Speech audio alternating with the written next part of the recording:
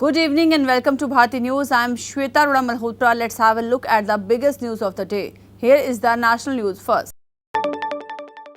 Delhi Water Minister Atishi, who has been on an indefinite hunger strike for the last 4 years, claiming that Haryana is not releasing Delhi's share of water, was brought to the LNJP hospital as her health deteriorated in the wee hours of Tuesday.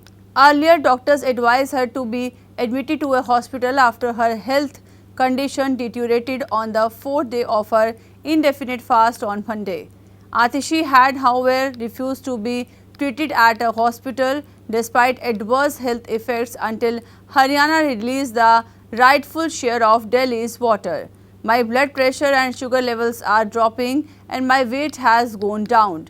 Ketone level is very high, which can have harmful effects in the long run. No matter how much my body suffers, I will continue the fast till Haryana releases water, she said at the site of hunger strike. In a statement, the Aam Aadmi Party said that Atishi's weight and blood pressure is decreasing rapidly, which doctors from LNJP hospital said was dangerous. India may get its first Vande Bharat sleeper train by Independence Day. The country's first Vande Bharat sleeper train will run between Delhi and Mumbai. Prime Minister Modi can launch the train. According to sources, Vande Bharat sleeper train manufacturing in its final stage in Bengaluru. There will be a total of 16 coaches in the Vande Bharat sleeper train. Among 16 coaches, 10 will be reserved for 3rd AC, 4 coaches will be for 2nd AC and 1 coach will be for 1st AC. Sleeper Vande Bharat train will also have 2 sitting cum luggage rack SLR coaches. According to railway sources, the Vande Bharat sleeper train will run at a speed of 130 km per hour in the first phase. After this, the speed of the train will be gradually increased to 160 to 220 km per hour. Apparently, railways plan to run the Vande Bharat sleeper train between Delhi and Mumbai as the railway route is busy and the demand for reservation always remains high. Due to high numbers of commuters, train more often than not remain full on this route, leaving many passengers reservationless. So, running the Vande Bharat sleeper train on this route will give great relief to the passengers. Neeta Ambani, founder and chairperson of Reliance Foundation, offered prayers on Monday at the Kashi Vishwanath Temple in Uttar Pradesh, Varanasi, and presented an invitation to Lord Shiva for Anant Ambani and Radhika Merchant's upcoming wedding. Anant Ambani, the youngest son of Mukesh Ambani, chairman of Reliance Industries, and Neeta Ambani is said to marry Radhika Merchant, the daughter of entrepreneur Sheila Merchant and CEO of Anchor Healthcare, Viren Merchant, on July 12, 2024. Notably, this is the first time in 10 years that Neeta Ambani has visited Varanasi. She also participated in the Ganga Aarti ceremony and told reporters that she was happy to see the development and change in Varanasi over the years. She was also full of praise for the Kashi Corridor and Namo Ghat, along with the solar projects and cleanliness initiatives in the area. Neeta Ambani also said she had a good relationship with the artisans of Varanasi, with whom she planned to meet after the Ganga Aarti ceremony. The Reliance Foundation chairperson also spoke about giving them global recognition through her company. Neeta Ambani also said she would visit Varanasi again after Anant and Radhika's wedding.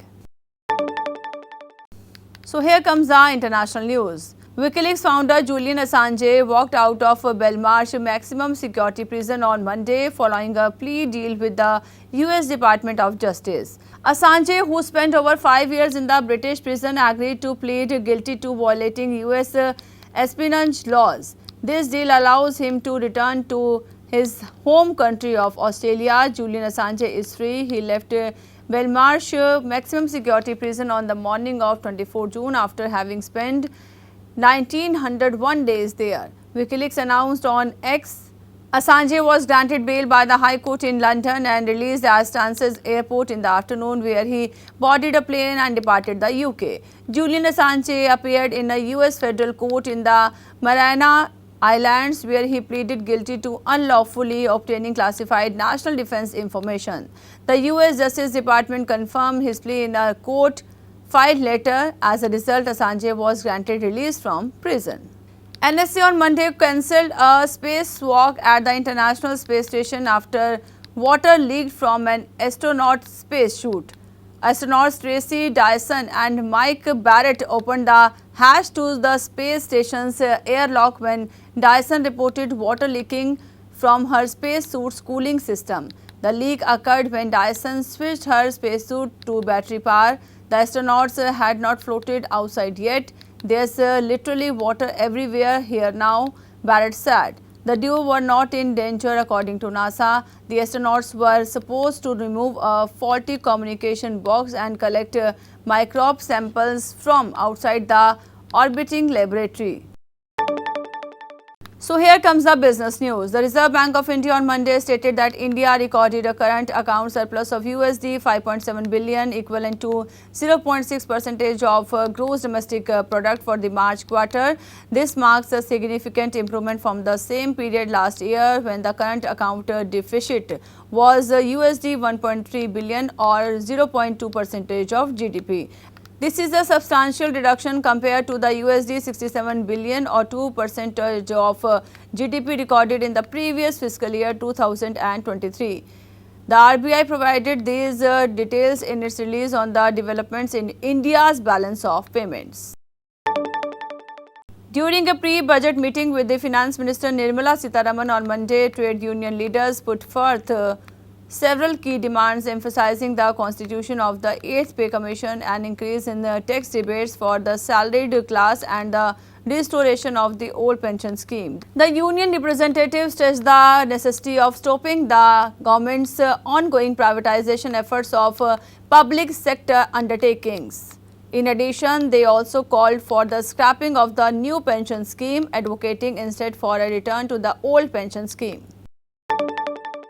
Here comes to the sports news.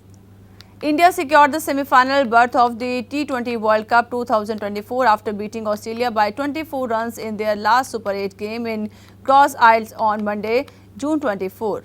Rohit Sharma, 92 of just 41 balls, helped India post a big total of 205 and Australia failed to chase it inside 15.3 overs, resulting in India securing an automatic qualification before the game ended. India became the third team after England and South Africa to qualify for the semi-final. Australia, Bangladesh and Afghanistan battled for the remaining spot as the latter face Bangladesh in the last Super 8 round game in Kingston on Tuesday. India will face the defending champions England in the second semi-final at Providence Stadium in Guyana on June 27. The Three Lions famously defeated India in the semi-final of the 2022 T20 World Cup on their route to becoming champions. So that concludes our news bulletin for today. Thank you for joining us. Stay tuned to Bharti News.